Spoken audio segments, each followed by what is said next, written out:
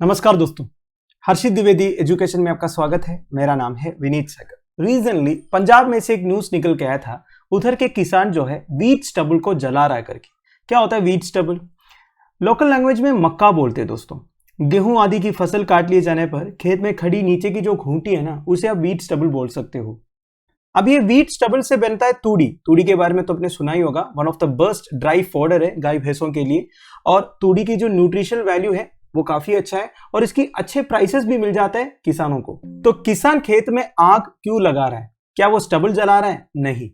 वो लोग क्या जला रहा है? The upper portion of roots, because after making fodder small few centimetres of the upper part of roots are left. देखिए, स्टबल में से जितना फोडर काटना है वो लोग काट दिया।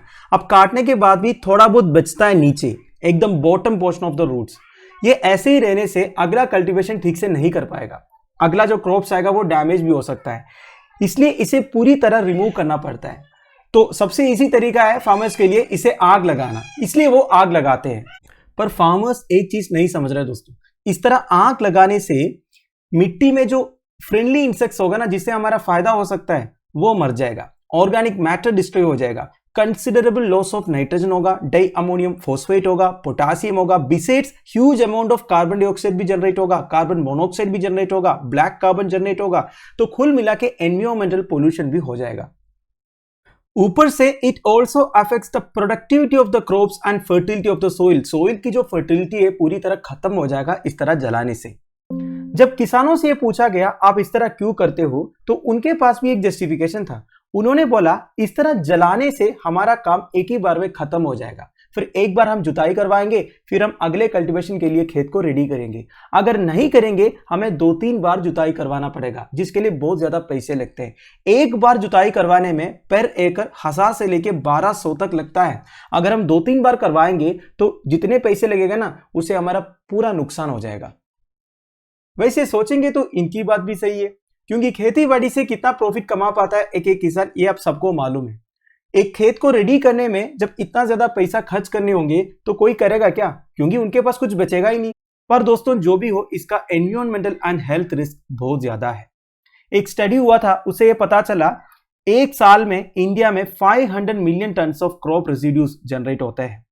अगर इसे जला दिया जाएगा तो 149.24 million ton of carbon dioxide release होगा, 9 million ton of carbon monoxide release होगा, 0.25 million ton of oxides of sulphur release होगा, 1.28 million ton of particulate matter release होगा and 0.07 million ton of black carbon भी release होगा। अब दोस्तों आपको पता ही है, this directly contribute to environmental pollution. ऊपर से इनमें से काफी ग्रीन हाउस गैसेस भी है। अब ग्रीन हाउस गैसेस का जनरेशन से क्या होगा? ग्लोबल वार्मिंग होगा। ग्लोबल वार्मिंग से क्या होगा? ग्लेशियर्स मेल्ट होगा। ग्लेशियर्स मेल्ट होने से सी लेवल राइज होगा। और एक बात यह है दोस्तों, the cost of air pollution due to stubble burning in India is estimated to be 30 billion annually. 30 billion dollars का लॉस होता है इंडिया में स्टबल बर्निंग की वजह से। तो दोस्तों इसके लिए सोल्यूशन क्या है? What is the way forward? Incorporation of crop residues in the soil can improve soil moisture and help activate the growth of soil microorganisms for better plant growth.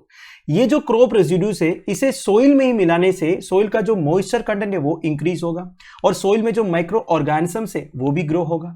And convert the removed residues into enriched organic manure through composting. Composting के साथ ये जो crop residues है इन्हें organic manure में convert कर सकता है। Now, the most efficient technology to counter stubble burning कौन सा है? At the moment, Turbo Happy Seeder। ये बेसिकली एक टाइप का इक्विपमेंट है। ये जितने अपरूट्स है ना, इसे कट करेंगे और जितने भी नए सीड्स है उन्हें ड्रिल करेंगे मिट्टी के अंदर। ठीक है, तो टर्बो हैप्पी सीडर यूज करके आप बिना स्टबल बर्निंग से अगला कल्टीवेशन शुरू कर सकते हो। एंड और एक सोल्यूशन ये है दोस्तों, गवर्नमेंट की तरफ से स्मॉल एंड मार्जिनल फार्मर्स के लिए फिनेंशियल इंसेंटिव्स प्रोवाइड करना पड़ेगा, specially for the management of residue. अगर गवर्नमेंट की तरफ से उन्हें पैसे नहीं मिलेंगे, वो वही करेंगे जो उनके लिए सबसे इजी है इकोनॉमी के लिए। अगला है पुसा बायो डिकम्पोजर। इसके बारे में तो आपने सुना ही होगा। ये इंडियन एग्रीकल्चरल रिसर्च इंस्टीट्यूट के साइंटिस्ट ने डेवलप किया था। ये क्रॉप रेसिड्यू को मैन्योर में कन्वर्ट करेंगे 15 से 20 दिन में। बेसिकली ये डिकम्पोजिशन प्रोसेस को एक्सेलरेट करते हैं। अगला है in situ treatment of stubble. In situ मतलब क्या होता है? मतलब जहां स्टबल है उधर आके स्टबल को ट्रीट करना। इसके लिए गवर्नमेंट अलग अलग इक्विपमेंट वगैरह फार्मर्स को प्रोवाइड कर रहा है स्टबल को मिट्टी के साथ मिलाने के लिए। एक्स सीटू ट्रीटमेंट मतलब क्या होता है? स्टबल को उधर से ले जाके अलग अलग कंपनीज को प्रोवाइड करना, वो अपने जो पर्पस के लिए स्टबल को यूज करेंगे। तो दोस्तों ये सारे सॉल्यूशंस अभी के लिए अवेलेबल है स्टबल को ट्रीट करने के लिए। मतलब कैसे भी करके हमें स्टबल ब्रेनिंग को बंद करना पड़ेगा, इसके लिए इतने सारे सॉल्यूशंस अभी के लिए अवेलेबल है। फाइनली दोस्तों और एक चीज आपके लिए बता देता हूं, why rate of 2D so expensive. अब 2D मतलब क्या होता है आप सबको मालूम होगा। बेसिकली फसल के बाद स्टबल से ये काट के रखते हैं गाय भैंसों को खिलाने के लिए। इसका न्यूट्रिशनल वैल्यू भी काफी अच्छा है और गाय भैंसों के लिए बहुत पसंद भी है कि नहीं। Now rate of 2D harvesting से पहले, मतलब जब इसकी सप्लाई कम है, तब 950 से लेके 1100 तक पहुंच जाता है पर क्विंटल। पर हार्वेस्टिंग के बाद इसका सप्लाई बहुत ज्यादा हो जाता है, तब रेट 400 से लेके 800 तक पहुंच जाता है। राजस्थान में रेट ऑफ 2D हार्वेस्टिंग से पहले 950 पर क्विंटल रहता है और 2D सीजन में बेसिकली हार्वेस्टिंग के बाद 200 और 300 के बीच में रहता है पर क्विंटल। अब पर आजकल 2D का रेट जो है काफी एक्सपेंसिव चल रहा है। इसका रीजन बस यही है दोस्तों, डिमांड ज्यादा है, सप्लाई कम है। क्योंकि लास्ट दिसंबर में एक रिपोर्ट आया था कि एरिया अंडर वीट कवरेज कम होने वाला है for the 2021-22 rabi sowing season में। तो बिग ट्रेडर्स ने क्या किया, 2D को स्टोर करने लग गया। बेसिकली ड्राई पाउडर को स्टोर करके रखा। अब देखिए, अगर आप चीजों को स्टोर करके रखोगे और अवेलेबिलिटी कम कराओगे तो ऑब्वियस ही बात है रेट जो है बढ़ जाएगा। Besides, wheat yield was also hit by high temperatures. Last season में wheat का जो yield था वो भी काफी कम था क्योंकि गर्मी बहुत ज्यादा थी, जिस वजह से 2D बहुत ही कम मिला। अब दोस्तों 2D का डिमांड बहुत ज्यादा है क्योंकि इसकी न्यूट्रिशनल वैल्यू जो है काफी अच्छा है। गाय भैंसों को खिलाने के लिए सबसे अच्छा फूड आप बोल सकते हो 2D। जब इसकी अवेलेबिलिटी कम होगा और डिमांड ज्यादा होगा तब ऑब्वियस ही बात है उसका रेट्स बहुत ही ज्यादा अप चला गया। तो दोस्तों that's end of it. I hope आपको वीडियो इन्फॉर्मेटिव लगा हो। लेक्चर की PDF एज यूजुअल आपको टेलीग्राम चैनल में मिल जाएगा जिसका लिंक नीचे प्रोवाइडेड है। Thank you for watching, bye bye, have a nice day.